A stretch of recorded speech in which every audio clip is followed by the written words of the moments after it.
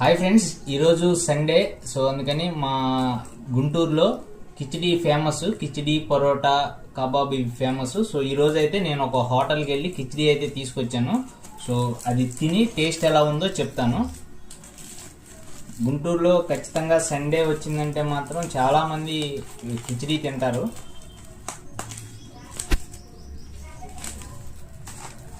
So మీరు చూడండి కిచిడి అయితే ఎలా ఉందో.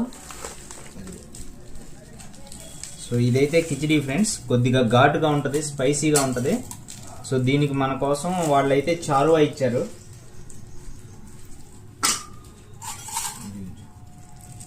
సో చారువా ఇలా చక్కగా ఒక గిన్నెలో పోసుకోవాలి.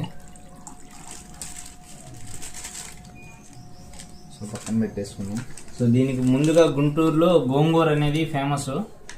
ఖచ్చితంగా గోంగూర ఇస్తారు మనం ఎక్కడ తీసుకున్నా కూడా. సో గోంగూర. సో దీనికి నేను కబాబు, చికెన్ కబాబు కూడా తెచ్చుకున్నాను. చికెన్ కబాబు కూడా చాలా బాగుంటుంది.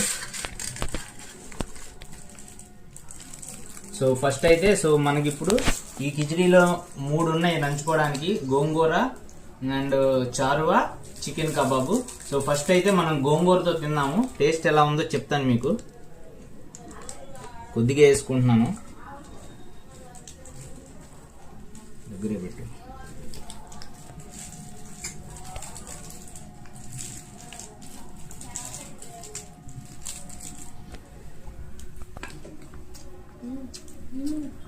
గోంగూర అయితే సూపర్గా ఉంది, చాలా బాగుంది.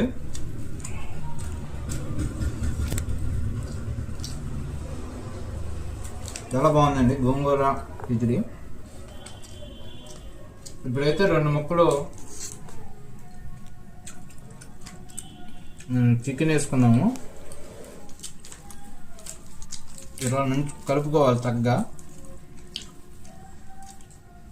ఇలా కలుపుకోవడం వల్ల ఈ ఫ్లేవర్ కూడా చాలా బాగుంటుంది.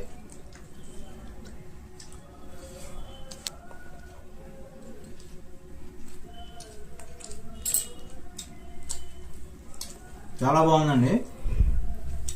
మీ ఏరియాలో కూడా కిచిడి దొరుకుతుందా, కిచిడి కబాబ్ దొరుకుతుందా కామెంట్ చేయండి.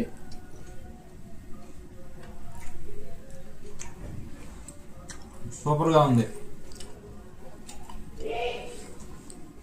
ఇప్పుడైతే చారువా టేస్ట్ చేద్దాం.